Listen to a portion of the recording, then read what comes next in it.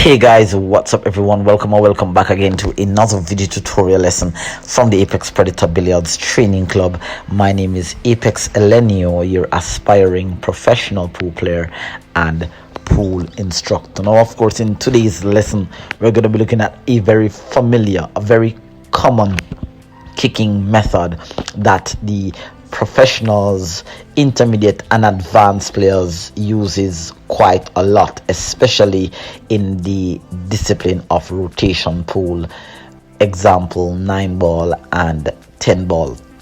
Of course, I would have done a previous tutorial on this particular kicking method here. Of course, you can check the link in the description box below. I did it on a 9-foot table, but I find that the effects on a 9-foot table compared to that of an 8-foot table are a little different and will require a little bit of adjustment, to which I'm going to be walking you through. All right, there's a lot of things that comes with kicking, not only the math behind it, because of course I'm going to be adding a little bit of math to this particular kicking method. A lot of you guys don't really like the application of math, nor do you think it is necessary. But of course, a little bit of math is what will add some precision to our game. And of course, primarily, you know that my channel focuses on giving players absolute precision, accuracy, consistency, and control. So I'm gonna be walking you through some of the effects that I have to encounter. A lot of you players may not necessarily encounter these types of effects that you're gonna be seeing me discussing in this video, but it is good that should you go somewhere and you have to do this kind of adjustment, it will be already in your bag of tricks, or it will be in your mind of how to adjust. So of course, do not forget to smash that subscribe button below, turn on your post notification bell, leave some positive questions and comments, and do not forget to smash the like button. It does helps the channel to grow. So let's jump right into today's tutorial and let's just improve our game another level. Here we go. All right guys, so one of the first things that as a player you need to be able to do is to learn how to adjust to table conditions. So of course, various tables play in various ways. They have slightly different effects. Some tables have sliding cloth, which you have to adjust significantly. Some tables have very highly responsive rails like the one I'm playing on, and of course, very unusual, but you may end up in a pub or in a bar where you're playing on a table that has, for example, jumping rails like what I have. And so you have to be able to know not just the system for kicking, but you have to know how to adjust if it is that you are faced with such conditions. Now, of course, most of you guys are playing on very high quality tables, so you may never need to do this kind of adjustment. But the adjustment is so minimal that almost you may have to just use maybe an incremental adjustment or maybe a numerical adjustment here. Now, the first thing that you want to be able to understand is table speed. Here in my first 3 demonstrations, I'm trying to find the table speed for this particular table that will prevent my cue ball from jumping, because when the cue ball jumps, it significantly affects the rebound angle. And so once it affects the rebound angle, you most likely will have inconsistency when it comes to kicking. All right, so there I have estimated that using a 4 speed, right, where I'm hitting the cue ball at a medium soft pace, I'm not overhitting the cue ball, that will allow the cue ball to or prevent the cue ball from jumping. Now, the next thing that we're going to want to look at here is having a numerical understanding of the object ball and the cue ball. Now, on the first diamond here, as you'll see, I'm actually counting the diamond incremental values for my cue ball. Now, the first diamond that is close to the 1 ball here is labeled as the value 15.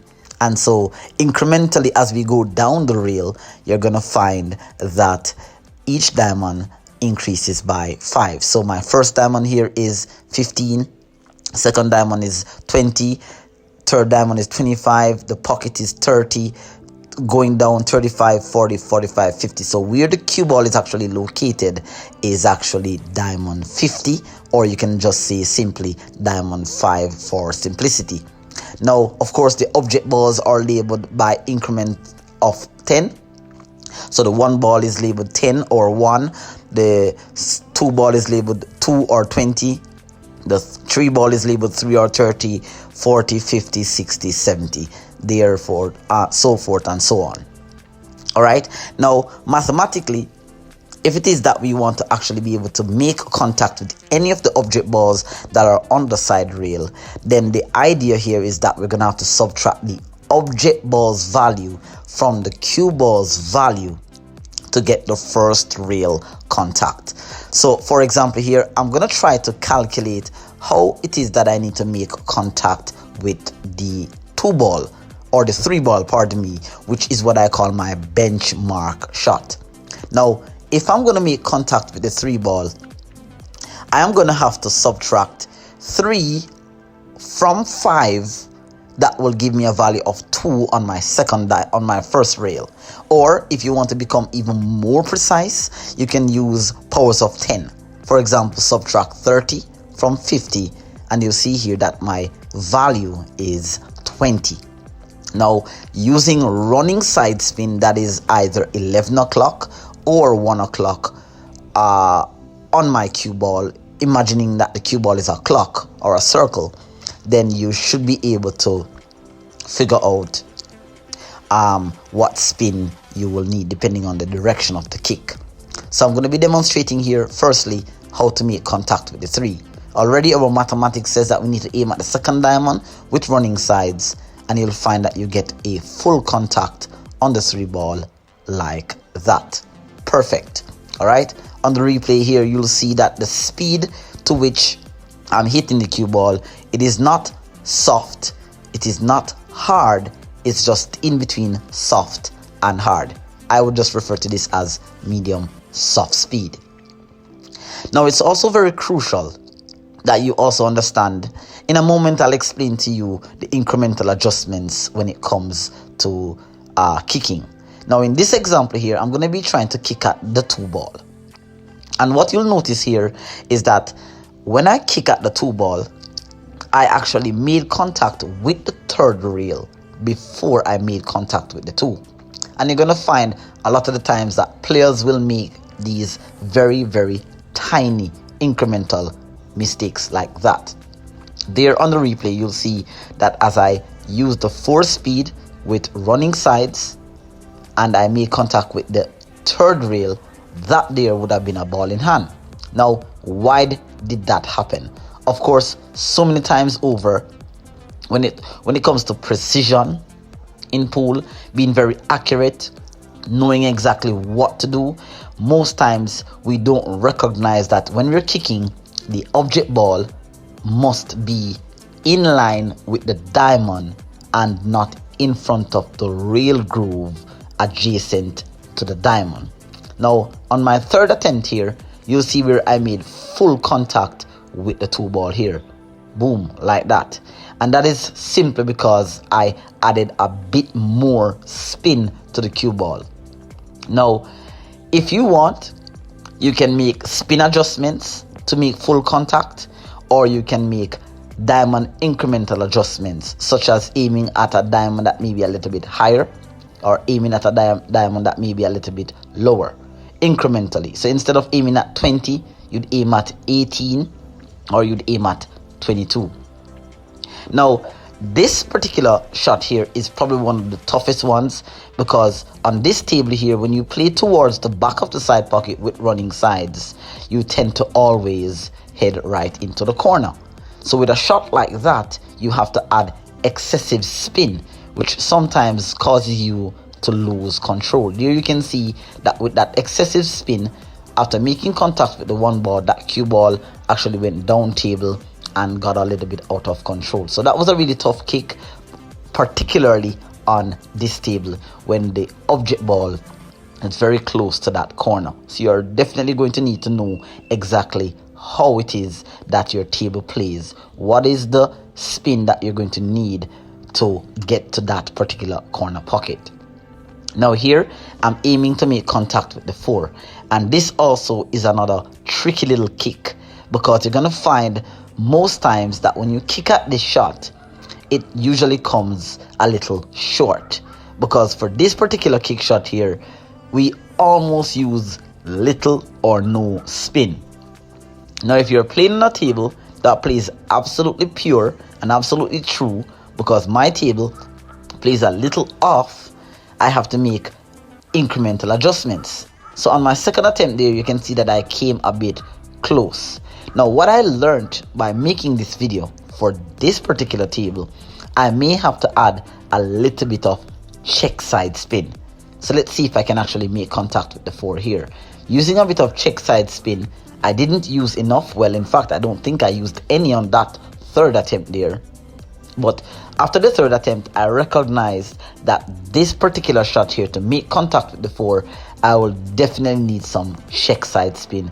And that's how I was able to successfully make that shot in the side. Now, I do have a video on this particular kicking system, so a link will be in the description and also in the cards. You can check out the different effects that happens when you're making a 2-rail kick at a ball in the side pocket of on a 9-foot table compared to that of an 8-foot table. Now this particular kick that we're looking at now is probably the most awkward kick. Probably you're never gonna have to kick at a shot like this, where the object ball is below the side pocket.